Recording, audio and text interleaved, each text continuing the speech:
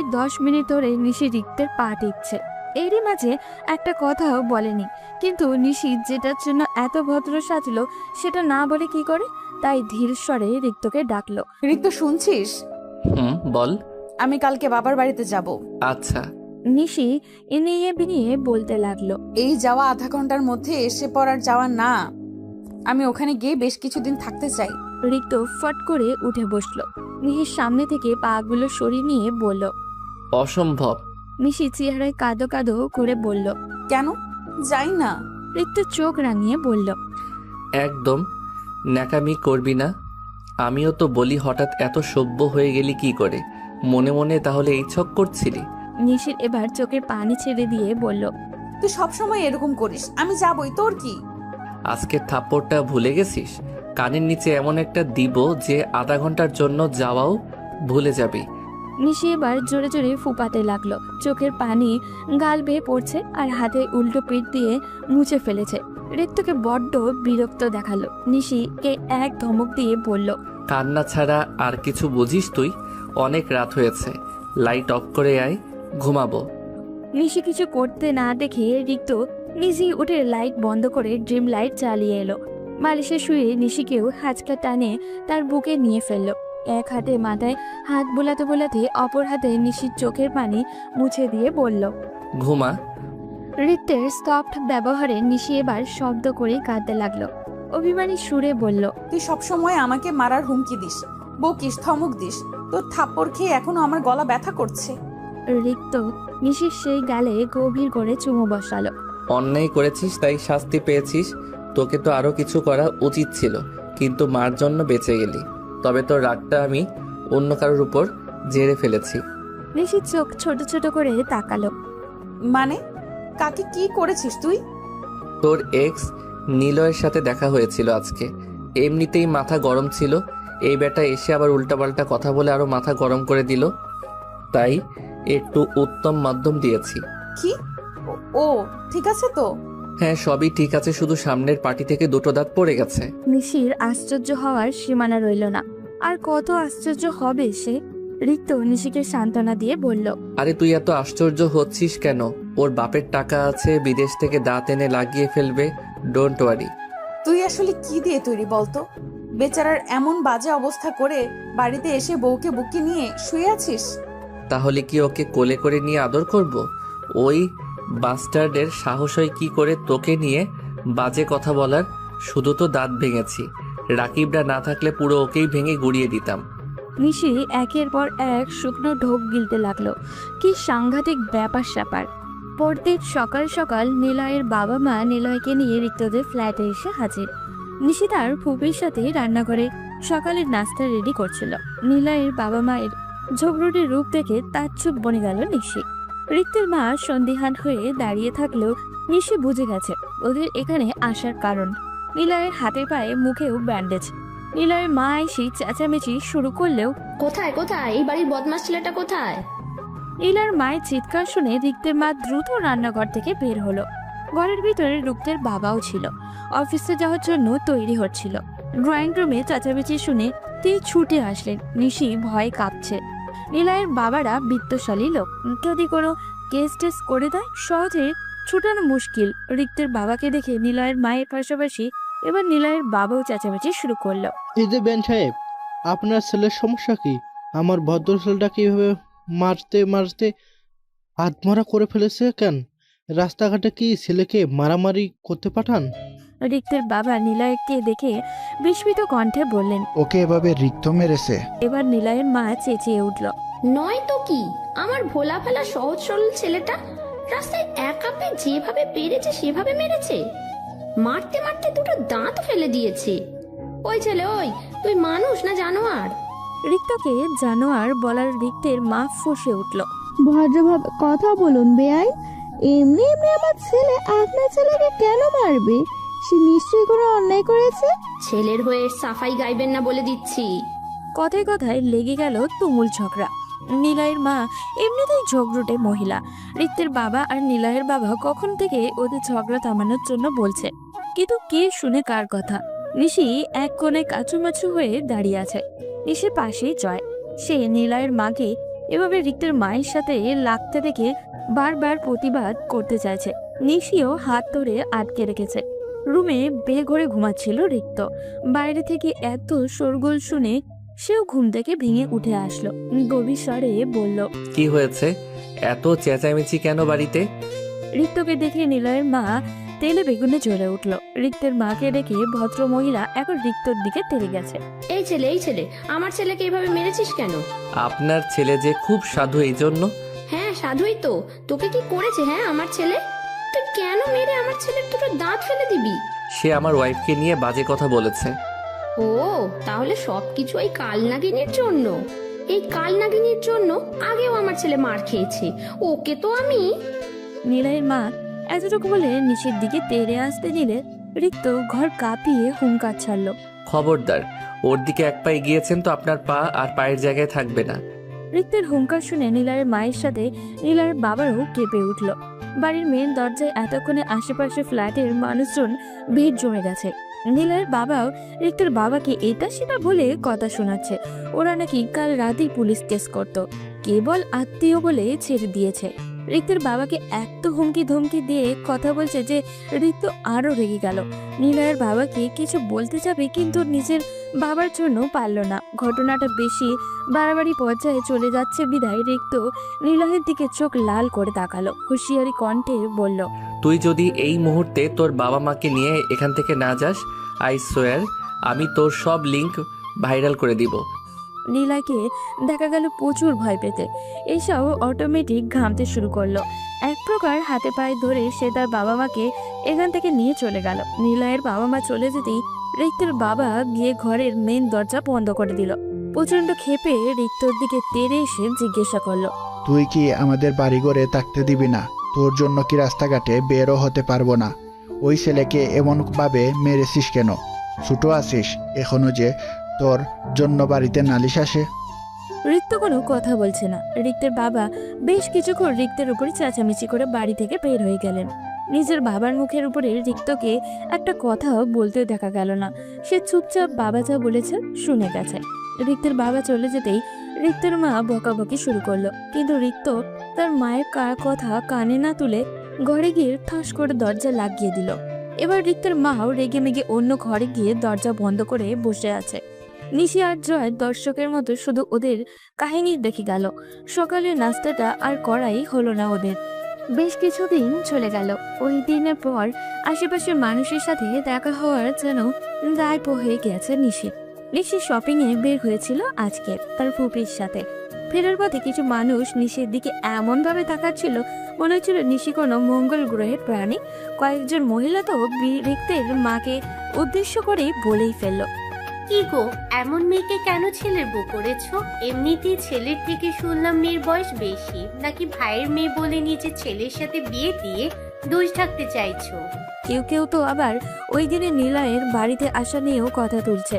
রিক্তের মা শুধু কোনো মতে কথাগুলো এড়িয়ে নিশির হাত ধরে টেনে নিয়ে বাড়িতে এসেছে। কিন্তু যতই এড়িয়ে চলে আসুক না কেন, কথাগুলো নিশির মনে বেশ দাগ কেটেছে। বাড়িতে এসে আড়ালে মুখ লুকিয়ে প্রচুর কেঁদেছে। মানুষের কথার আঘাত বড্ড তিক্ত, সহ্য করার মতনই না। প্রায়ই এইসব মানুষের নানান ধরনের কথা শুনতে হয় নিশিকে। বাবা চাচাদের নাম ডাক থাকলেও মেয়ে বলে কেউ কথা শোনাতে পিছু হয় না। সবচেয়ে বেশি কথা শুনতে হয় বিয়ের দিন পালিয়ে যাওয়া নিয়ে। এতগুলো দিন বাদে এসেও নিশি মানুষকে এটা বোঝাতে পারেনি সে পালিয়ে যায়নি। আজ যেন রিক্তের উপর রাগটা নিশির আরো বেড়ে গেল। না, সে নিশির সাথে এমনটা করতো, আর না নিশিকে মানুষের এত কটূক্তি শুনতে হতো। প্রায় বিকেল থেকে নিজেকে ঘর বন্দি রেখে রাত 11টার দিকে দরজা খুলল নিশি। এরই মাঝে রিক্তের মা এসে দেখে গেছে বহুবার, অনেকবার বোঝানোও ট্রাই করেছে, কিন্তু নিশি নিজেরই মতোই ছিল। কাঁদতে কাঁদতে চোখ গাল ফুলিয়ে ফেলেছে, তাই একেবারে শাওয়ার নিয়ে বেরিয়েছে, যেন মুখের ফোলা ভাবটা কিছুটা হলেও কবে। তবুও নাক আর চোখটা অনেকটা লালচে হয়ে আছে। নিশির দরজা খোলার শব্দ হয়তো রিক্তের মায়ের কানে গেল। ওনাকে দেখা গেল সাথে সাথে খাবার নিয়ে ছুটে নিশির রুমে আসতে। নিশি খাবে না বলার আগে রিক্তের মা চোখ রাঙিয়ে এক ধমক দিল, একদম অনীহা দেখাবি না। সারাদিন ধরে কিছু খাসনি, রিক জানতে পারলে আস্ত রাখবে না। নিশি অসহায় চোখে তাকিয়ে বলল। খেতে একদমই রুচি হচ্ছে না ফুপু। রিক্তের মা নিশির মাথায় হাত বুলিয়ে বলল। আমি খাই দিচ্ছি মা, এইসব মানুষের কথা কানেও তুলতে নেই। তুই একবেলা না খেয়ে থাকলে ওরা এসে তোকে খাবার দিয়ে যাবে না। তুই ওদের কথায় ভাঙতে ভাঙতে নিঃস্ব হয়ে গেলেও ওদের কিচ্ছু যাবে আসবে না। ওরা তো কুটিয়ে কুটিয়ে তোর কোনো দোষ না দেখলেও সেটা বের করতে ব্যস্ত হয়ে পড়বে। রিক্তের মায়ের কথায় নিশি আবারও ফুপিয়ে ফুপিয়ে কাঁদতে লাগলো। নাক টেনে বলল। ওরা সব সময় আমাকে এভাবে কথা শোনায় ফুপি।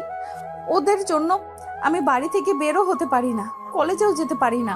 কি আর করা যাবে বল, আমরা তো আর ওদের মুখ বেঁধে রাখতে পারি না।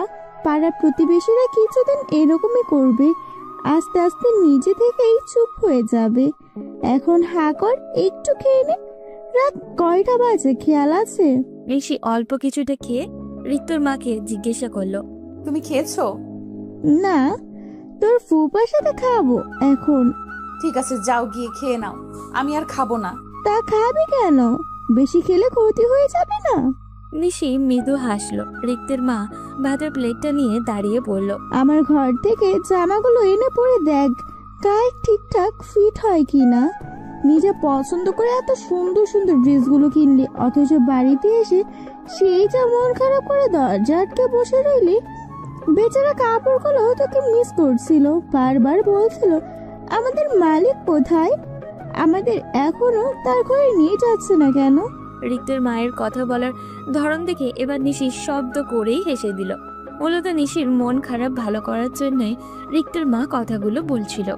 নিশি রিক্তের মায়ের ঘর থেকে শপিং ব্যাগগুলো এনে ড্রেসগুলো মিলে মিলে দেখতে লাগলো। এগুলো দেখে নিশির মন অনেকটাই ভালো হয়ে গেল। প্রতিটা ড্রেসই নিশি নিজের পছন্দ করে কিনেছে। ধরতে গেলে রিক্তের মা জোর করেই তাকে শপিং করাতে নিয়ে গেছিল। মূলত টুকিটাকি সংসারের কিছু জিনিস আর তাদের শাশুড়ি বৌমার জন্য কিছু শপিং করতেই গেছিল আজকে।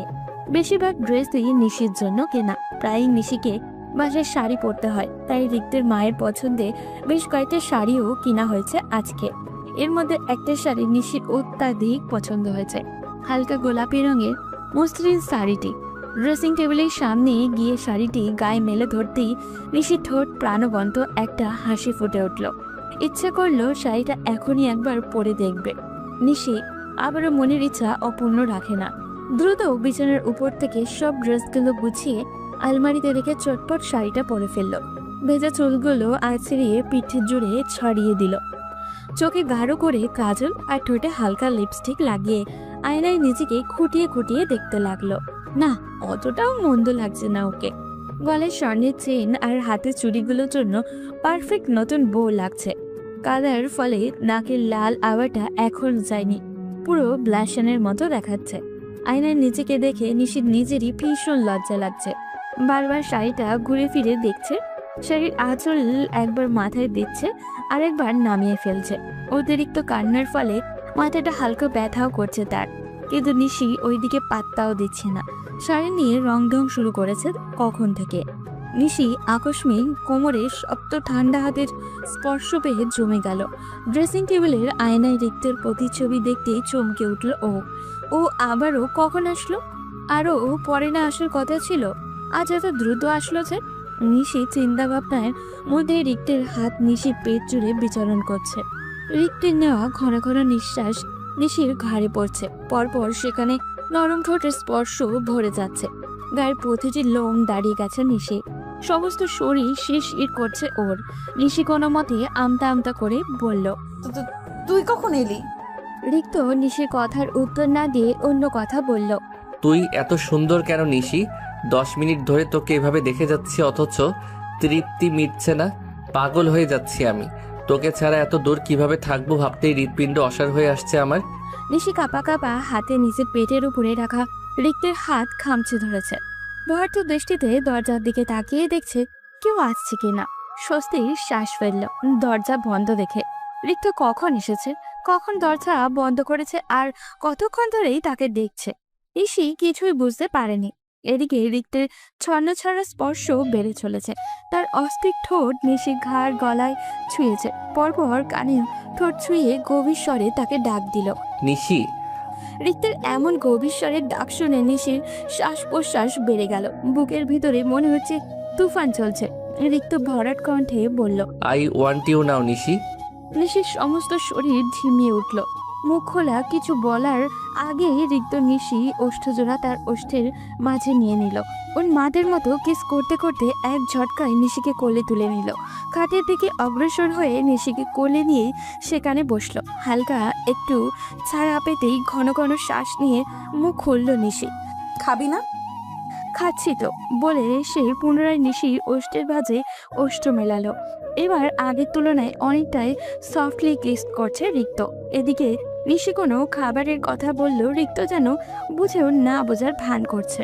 নিশি সকাল সকাল গোসল সেরে ভেজা কাপড় নিয়ে ছাদে উঠেছে কাপড়গুলো শুকাতে দেওয়ার জন্য।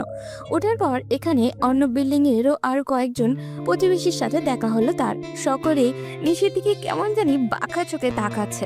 নিশি ওদের তাকানো তোয়াক্কা না করেই নিজের মতো করে কাপড় নাড়তে লাগলো। একটা মেয়ে কখন থেকে নিশিকে দেখে মুখ লটকাচ্ছে। নিশির আশেপাশে ঘুরে ফিরে তাকে ইঙ্গিত দিয়ে এটা সেটা বলছে। মেয়েটাকে নিশি চিনে, সাদিয়া। এই বিল্ডিং এ আসার পর থেকেই এই মেয়ে নিশির পিছনে পড়ে আছে। মূলত ও রিক্তকে পছন্দ করে। রিক্তদের উপরতলার ফ্ল্যাটে ভাই ভাবির সাথেই থাকে। রিক্তর প্রতি ওর আচরণ আর নিশির প্রতি ওর খুবই সেটা স্পষ্ট প্রমাণ। তাছাড়া ও যেভাবে নিশিকে ঠেস দিয়ে কথা বলে তাতে এটাই করে বোঝায় বাকি নেই। রশিদে রিক্তর ভেজা শার্টগুলো নাড়ছিল নিশি। সেই মুহূর্তে সাদিয়া নিশিকে উদ্দেশ্য করে মুখ বাঁকিয়ে বলতে লাগলো, নেহাতি রিক্ত ভাইয়া ভালো মানুষ, তাহলে কি এমন একটা মেয়েকে নিজের জীবনসঙ্গী হিসেবে ভেবে নেয়? আর যদি রিক্ত ভাইয়া একে অনুগ্রহ করে বিয়ে না করতো তাহলে ঠিকই এর জায়গায় আমি থাকতাম। রিক্ত ভাইয়ার কাপড় চোপড়ের থেকে শুরু করে তার সমস্ত কিছুর ওপর আমার অধিকার থাকতো। আমার মতো একটা সুন্দরী মেয়েকে রিক্ত ভাইয়া কখনো অবজ্ঞা করতে পারতো না।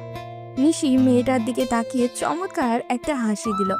ভদ্র কণ্ঠে বলল, তা বোন, এতদিন কি ঘোড়ার ঘাস কাটছিলে? পটাতে পারোনি? তোমার মতো এমন আসমানের পরি রেখে সে কেন আমার দিকে আসলো? নিশ্চয়ই আমি এত সুন্দরী নই। বাধ্য হয়ে গিয়েছে।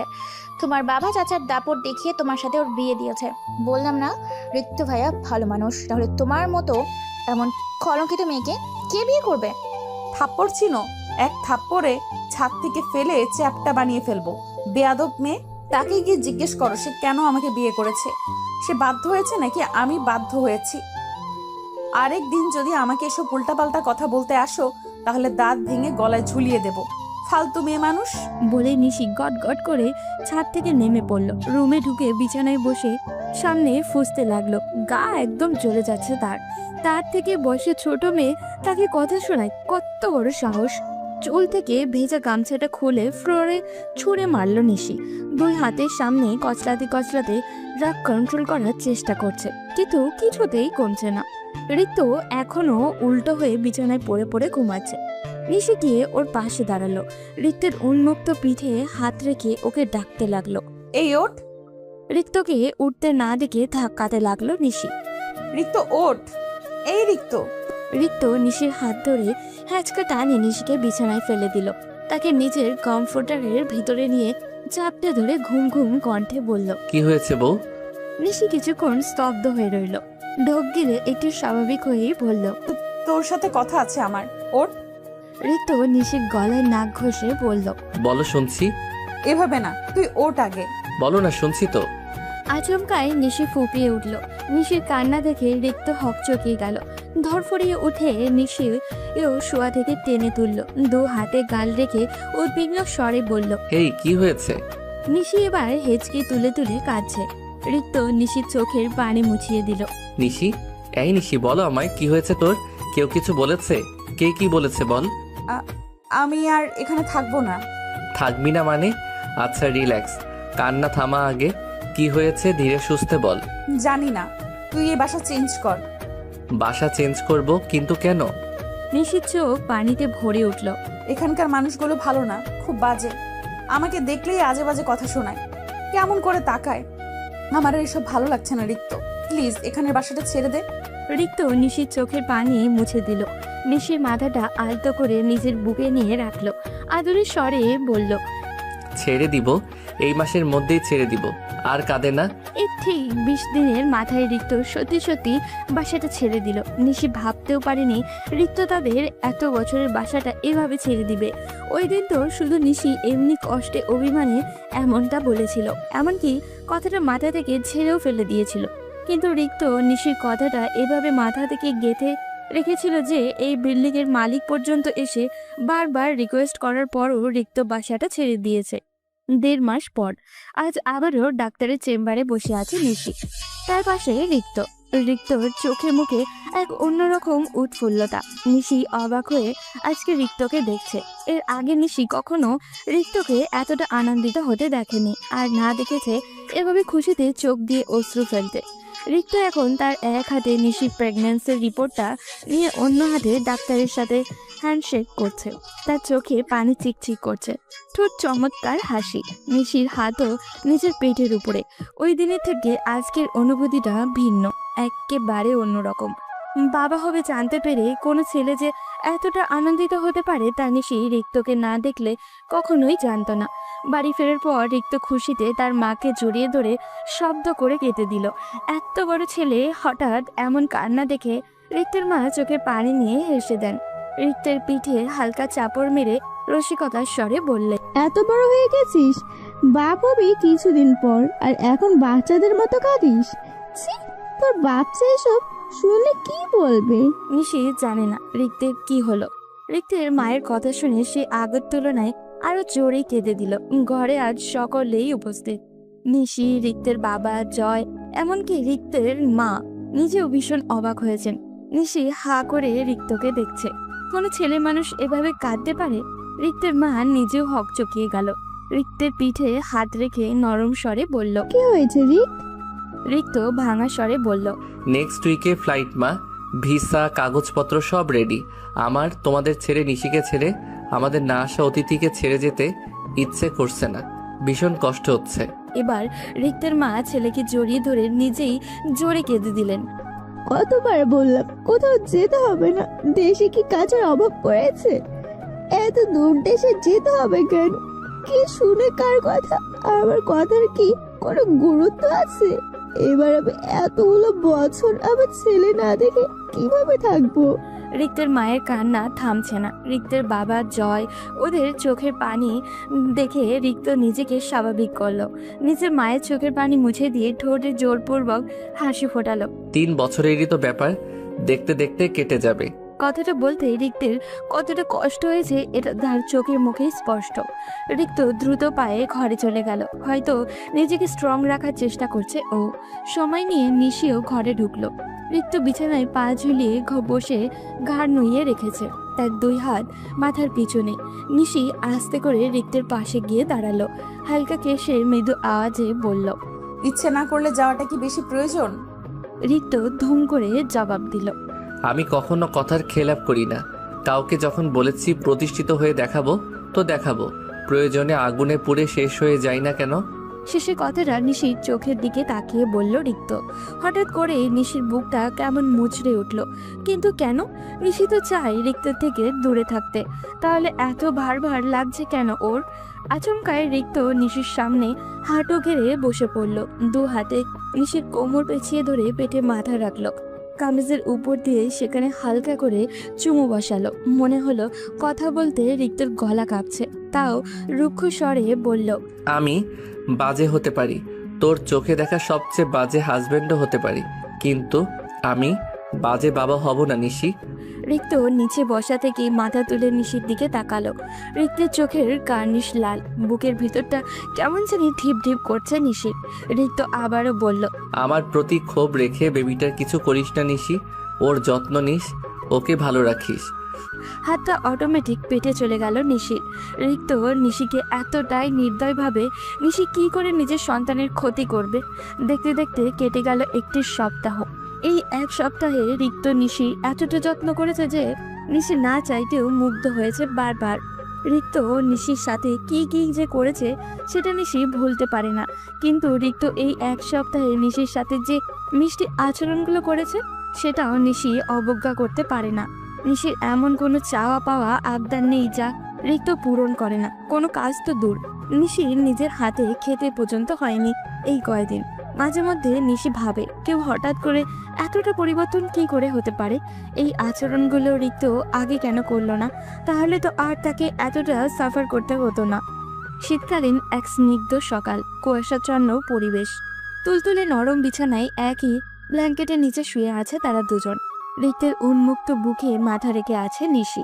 গতকাল রাতটা নিশি এত মধুর কেটেছে যে বছরের পর বছর চলে গেলেও এই মুহূর্তগুলোর কথা ভুলবে না সে। হয়তো না ভোলার জন্যই রিক্ত তাকে এই সারপ্রাইজটা দিল। 2 দিন আগে এক অপরূপ সৌন্দর্য ঘেরা জায়গায় নিয়ে এসেছে রিক্ত নিশিকে। সেই জায়গারই একটা রিসর্টের সুন্দরতম রুমের বিছানায় শুয়ে আছে তারা। নিশির মনটা আজকে ভীষণ খারাপ। সারা রাত দুজনের কারোরই ঘুম হয়নি। হয়তো আজ রিক্ত চলে যাবে বলে। কাউকে ঘৃণা করতে করতে কি তার প্রতি এতটাই দুর্বল হওয়া যায়? হয়তো যায়। তা না হলে নিশি কিভাবে হলো? নিদ্রাহীন রাতের জন্য দুজনেরই চোখ লালচে হয়ে আছে, কিন্তু নিশির চোখের চেয়েও রিক্ত চোখ বেশি লালচে দেখাচ্ছে। নিশি তো কেবল 2 রাত ঘুমায়নি, কিন্তু রিক্ত এই 1 সপ্তাহের একটি রাতও ঠিকভাবে ঘুমায়নি। রোজ সকালে উঠে নিশি দেখে রিক্ত তার দিকে কেমন নেশাবড় চাহনিতে তাকিয়ে আছে। ভোর এখন 5টা কি 5:30। এখান থেকে তারা একটু পরেই রওনা দিবে। বাসায় গিয়ে রিক্ত এয়ারপোর্টের উদ্দেশ্যে বেরিয়ে পড়বে। ওর ফ্লাইট আজ রাতে। নিশি আড়মোড়া ভেঙে শোয়া থেকে উঠে বসলো। নিশির গায়ে রিক্তের টি-শার্ট। কাল রাতের বিশেষ মুহূর্তগুলোর পর রিক্ত নিজেই এটা পরিয়ে দিয়েছে নিশিকে। এখন আবার শাওয়ার নিতে হবে ভাবতেই গা অসার লাগছে নিশির। তাও শরীরকে জোর করে টেনে হিচড়ে ওয়াশরুমে নিয়ে গেল। ঠান্ডা ঠান্ডা সকালে ঠান্ডা ঠান্ডা একটা শাওয়ার নিয়ে বেরিয়ে আসলো। রিক্তকে বিছানায় না দেখে খানিকটা ভ্রু কুঁচকে এলো। কয়েক কদম হেঁটে ব্যালকনিতে এসে দেখে রিক্ত শার্টলেস শরীরের সামনের দিকে মুখ করে দাঁড়িয়ে আছে। তার এক হাতে প্যান্টের পকেটে, এক হাত প্যান্টের পকেটে আর অপর হাতে সিগারেট। ভীষণ আশ্চর্য হলো নিশি। এর কি শীত লাগে না নাকি? এই ঠান্ডায় খালি গায়ে এইখানে কিভাবে দাঁড়িয়ে আছে? সিগারেট খেতে দেখে এইবার মেজাজটাই খারাপ হয়ে গেল নিশি। রেগে মেগে ওর পিছনে দাঁড়িয়ে এক ঝটকায় সিগারেটটা নিজের হাতে নিয়ে নিল। সাথে সাথে রিক্ত পিছন করে নিশির দিকে তাকালো। নিশি সিগারেটটা সামনে তুলে রাগী সুরে বলল, এটার কতদিন চলবে? রিক্ত কিঞ্চিত হাসলো। যতদিন চালাতে পারি। মানে তুই এটা আর ছাড়বি না? রিক্ত ঠোঁট কামড়ে হেসে নিশির অনেকটাই কাছাকাছি আসলো। কানের কাছে মুখ নিয়ে লো ভয়েসে বলল, কেউ তো কখনো ছাড়তে বলেনি, তাহলে কেন ছাড়বো? আশ্চর্য, কারো বললে কেন তোর ছাড়তে হবে? এটা স্বাস্থ্যের জন্য ঠিক না, তুই জানিস না? রিক্ত অবাক হওয়ার ভান করে বলল, আমার স্বাস্থ্যেরও খেয়াল রাখিস তুই? বাহ। নিশি বোকা বনে গেল। রিক্ত মিটমিটিয়ে হাসছে। নিশির রাগ উঠে গেল, আর কিছু বলবেই না। নিশি চলে যেতে নিচ্ছিল, রিক্ত পিছন থেকে হাত টেনে ধরল। রাগ করিস না, আর খাবো না। এমনিতেও তোকে পাওয়ার পর থেকে কমই খাই। মন টন খারাপ থাকলে ওই একটু একটু। নিশি কিছু বলল না, চুপচাপ সিগারেটটা ঢিল মেরে বাইরে ফেলে দিল। নিশি আধা ঘন্টা ধরে রুমের দরজা বন্ধ করে একান্তে বসে আছে। গাল আর চোখের পাপড়ি এখনো ভেজা।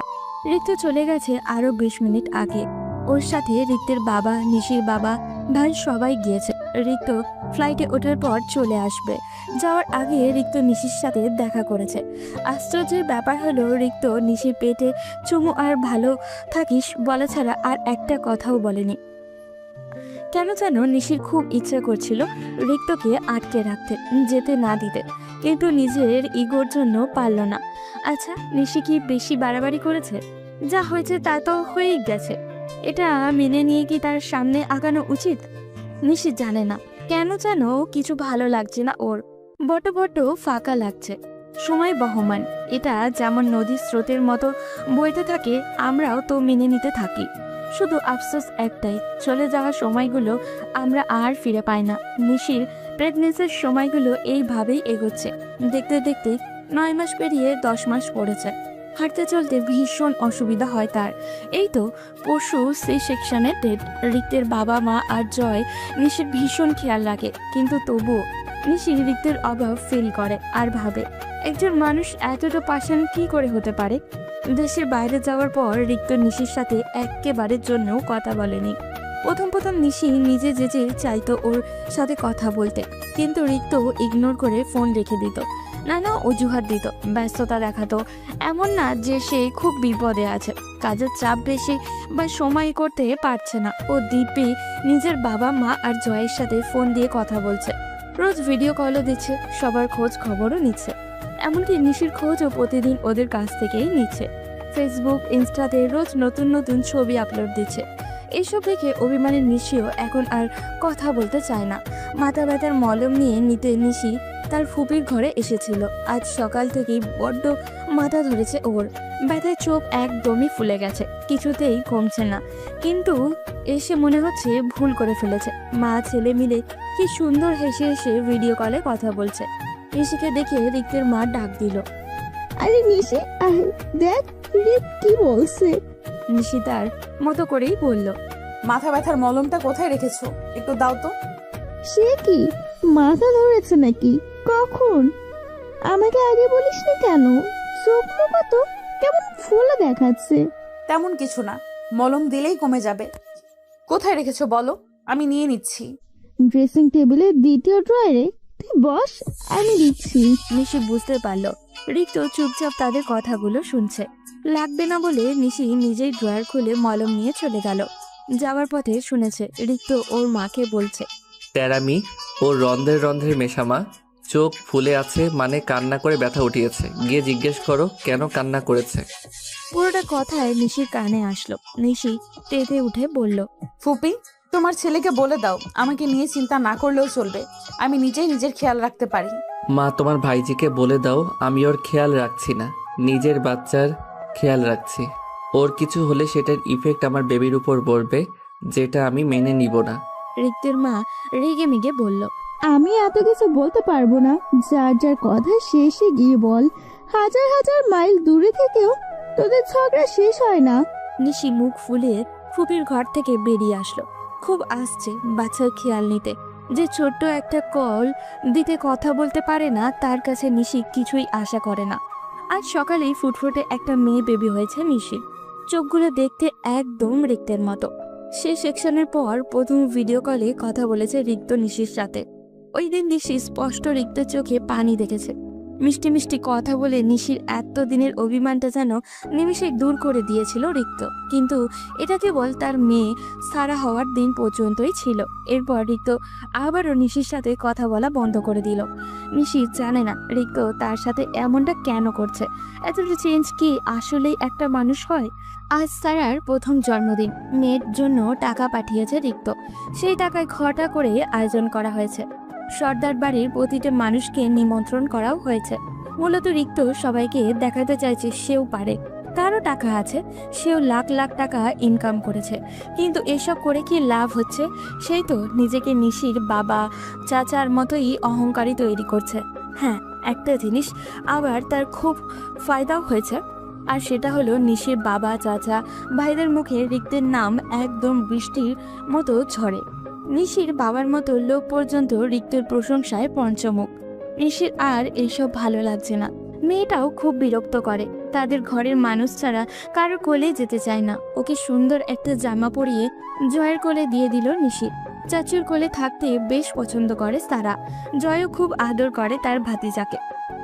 রিক্তের মায়ের জোড়াজুড়িতে বছরখানেক পর আজ আবারও শাড়ি পরেছে নিশি। তৈরি হওয়ার ইচ্ছে ছিল না একদমই। লোকে মন্দ বলবে বলে তৈরি হওয়া। রিক্তের মা না বললেও নিশি ভালো করে বুঝতে পারছে এই দামি শাড়িটা তাকে রিক্তই দিয়েছে। কথা না বললেও রিক্ত তার জন্য, তার মেয়ের জন্য প্রায়ই নানান ধরনের জিনিস পাঠায়। সে নিশির সাথে একেবারেই কথা বলে না তা কিন্তু নয়, প্রতিদিনই কল দিয়ে তার মেয়েকে দেখতে চায়। মেয়ের খোঁজ খবর নিয়ে ফোন রেখে দেয়। নিশিকে যেন চিনেই না। রাগী ক্ষোভে নিশিও আজ যেতে কিচ্ছু বলে না। অনুষ্ঠান শেষে ক্লান্ত হয়ে মেয়েকে নিয়ে ঘরে এসেছে নিশি। পুরোটা অনুষ্ঠানে 1 মিনিটের জন্য কোল থেকে নামাতে পারেনি সারাকে। এত লাইটিং, হুড়োহুড়ি আর নিজেকে নিয়ে মাতামাতি দেখে সারা প্রচণ্ড ভীতু হয়ে আছে। মায়ের কোল থেকে আবারও এনজয়ও করেছে। ওর দাদা আর নানাতো নাতনি বলতে পাগল। একটু চোখ কড়া করে তাকালেই ওরা এসে নিশিকে ঝাড়তে শুরু করে। কলের আওয়াজে ফোন হাতে নিল নিশি। রিক্ত হোয়াটসঅ্যাপে ভিডিও কল দিয়েছে। পুরোটা অনুষ্ঠানই জয় রিক্তকে ভিডিও কল করেই পাঠিয়েছে।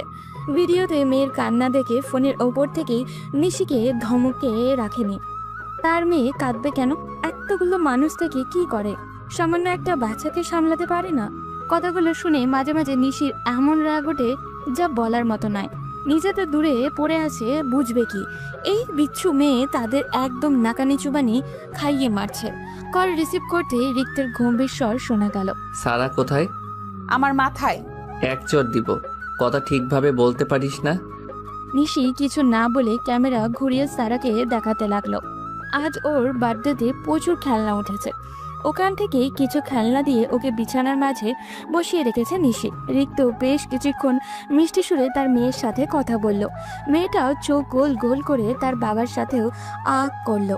আদো আদো বুলিতে বাবা মা দুজনকে ডাকতে পারে সারা। মেয়ের মুখের বুলি শুনে ঠোঁট এলিয়ে হাসলো রিক্ত। নিশিকে উদ্দেশ্য করে বলল, ওর গা থেকে এই বস্তা খোল। শ্বাস নিতে পারছে না মেয়েটা। মুখ ভেঙচে দিয়ে মেয়ের গা থেকে ভারী জামাটা খুলে ফেলল নিশি। নিজে পাঠিয়ে নিজেই এখন বস্তা বলছে। বজ্জাত লোক কোথাকারে। দিনগুলো আস্তে আস্তে এভাবেই কেটে যেতে লাগলো নিশির। দেখতে দেখতে কেটে গেল 4টি বছর। এই 4 বছরে পরিবর্তন হয়ে গেছে সবকিছু। আরো 3 বছর আগে শহরের জায়গা কিনেছে রিক্ত। জায়গা কেনার পরপরই ধরা হয়েছে বাড়ির কাজ। এই তো 1.5-2 মাস হবে তারা এই নতুন বাড়িতে উঠেছে।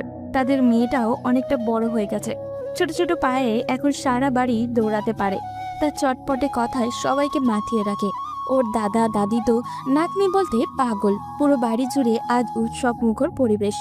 নতুন বাড়িকে আরো নতুন করে সাজানো হয়েছে রিক্ত আসবে বলে। প্রায় 5 বছর পর দেশে আসছে রিক্ত। রিক্তের বাবা মা তো খুশিতে আত্মহারা।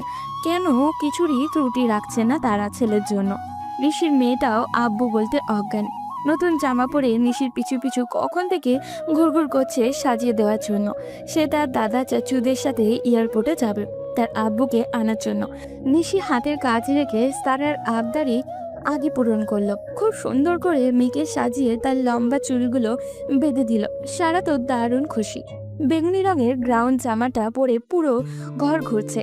একটু পর পর এসে বলছে, আম্মু, আমাকে প্রিন্সেসের মতো লাগছে, তাই না? হুম। হ্যাঁ মা, আমাদের প্রিন্সেস সারামণি। সারা মিষ্টি করে হাসলো। আম্মু, তুমিও চলো না আমাদের সাথে আব্বুকে আনতে। মাত্র 5 বছর বয়সে নিশির মেয়ে সুন্দর করে গুছিয়ে কথা বলতে জানে। পুরো বাপের মতো ট্যালেন্টেড হয়েছে। নিশি মানা করে দিয়েছে, ঘর গুছাতে লাগলো। সারা নাচতে নাচতে চলে গেল তার দাদুর ঘরে। এতগুলো বছর বাদে আজ মনের ভিতর কেমন অন্যরকম অনুভূতি হচ্ছে নিশির। বুকটা কেমন জানি ঠিপ ঠিপ করছে। হার্টবিট দ্রুত গতিতে চলছে। কোনোভাবেই এই ভয়, উত্তেজনা, ভালো লাগার সংমিশ্রণের অনুভূতিটা লুকাতে পারছে না। নিশি এখন বলতে দ্বিধা করবে না এই কয়েকটা বছর সে রিক্তকে মিস করেনি। বলতে গেলে প্রয়োজনের অধিক তাকে নিশি মিস করেছে। এতটাই মিস করেছে যে আধা রাতে তার ছবি বুকে জড়িয়ে অসংখ্য চোখের জল ফেলেছে। নিশি মন থেকে কখনো চায়নি রিক্ত তাদের রেখে এত দূরে চলে যাক। নিশি চেয়েছিল রিক্ত তার সাথে স্বাভাবিক আচরণ করুক, তাকে বুঝুক। কিন্তু রিক্ত হয়তো কোনোদিনই তাকে বুঝেইনি। যদি বুঝতো তাহলে অবশ্যই এটা বোধগম্য হতো যে নিশি কখনো টাকা চায়নি, সুখ চেয়েছে। তবে যা হওয়ার তো হয়েই গেছে। অতীতের সময়টা তো নিশি আর ফিরিয়ে আনতে পারবে না, বরং বর্তমান আর ভবিষ্যৎটা কিভাবে সুন্দর করা যায় সেটার ব্যবস্থা করতেই পারবে। আর এখন থেকে নিশি সেটারই প্রচেষ্টা করবে। নিশি রিক্তের পছন্দের সমস্ত খাবার খুব যত্ন সহকারে রান্না করেছে আজকে। পুরো ঘর নিজের হাতে সাজিয়েছে। ব্যালকনিতে রিক্তের পছন্দের অনেকগুলো ফুলের চারাও লাগিয়েছে। রক্তজবা ফুল রিক্তের বেশ পছন্দ, তাই এই গাছটা একদম বাড়ির সামনেই লাগিয়েছে। নিশি আর রিক্তের মা বাদে বাড়ির সকলেই রিক্তকে আনার জন্য এয়ারপোর্টে গিয়েছে। প্রায় অনেকটা সময় ব্যয় হয়েছে তারা গিয়েছে যে, হয়তো এখন এসেই পড়বে। নিশি তবুও মেয়েটার জন্য বুকটা কেমন খালি খালি লাগছে। ওকে ছাড়া কখনো এতটা সময় থাকেনি নিশি। ভাবতে ভাবতে হঠাৎই গাড়ির শব্দ শুনলো। বুঝতে বাকিনি ওরা এসে গেছে। রিক্তের মা উৎফুল্ল স্বরে বলল, নিশি, মনে হচ্ছে ওরা এসে গেছে। গাড়ির শব্দ হলো। ইস, কত বছর পর ছেলেটা আমার বাড়িতে এসেছে। আমি এগিয়ে গিয়ে দেখছি, বুঝলি। এতটুকু বলে রিক্তের মা দ্রুত বাইরের দিকে চলে গেল। নিশি নিঃশব্দে শ্বাস আটকে নিজের ঘরে চলে আসলো। নিশির কপাল ঘামছে, হাতে তালুও ঘামছে, ভীষণ রকমের অস্বস্তি হচ্ছে। কয়েক মিনিটের মাঝে ঘরের ড্রয়িং রুম থেকে চেনা পরিচিত সেই স্বর শোনা গেল। ফুপিকে উদ্দেশ্য করে রিক্ত বলছে, হয়েছে তোমার, কত কাঁদবে, থামো এখন। তুই কি বুঝবি বজ্জাত ছেলে। রিক্ত মৃদু হেসে মায়ের মাথাটা বুকে চেপে ধরে রাখলো। দরজার আড়াল থেকে এগুলো দেখছিল নিশি। রিক্তের পিঠটা আর বডির এক পাশ ছাড়া আর কিছুই দেখতে পাচ্ছিল না। নিশি উকিঝুঁকি মেরে যতটুকু বুঝলো, রিক্ত আগের থেকে অনেক সুদর্শন হয়েছে। কথাবার্তায় অনেকটা চেঞ্জ এসেছে, গায়ের রংটাও যেন আরো উজ্জ্বল হয়েছে। হঠাৎ সারা আম্মু বলে ঠাস করে দরজা মেলে দিল। নিশি অবাক হওয়ার সময়টুকু পেল না। এর আগে মেয়েটা তার হাত ধরে টেনে নিয়ে রিক্তের সামনে দাঁড় করালো। আম্মু আসো আব্বুকে দেখতে। এত বছর পর রিক্তাকে সরাসরি চোখের সামনে দেখে নিশি থমকে গেল। চোখ ছলছল করে উঠল ওর।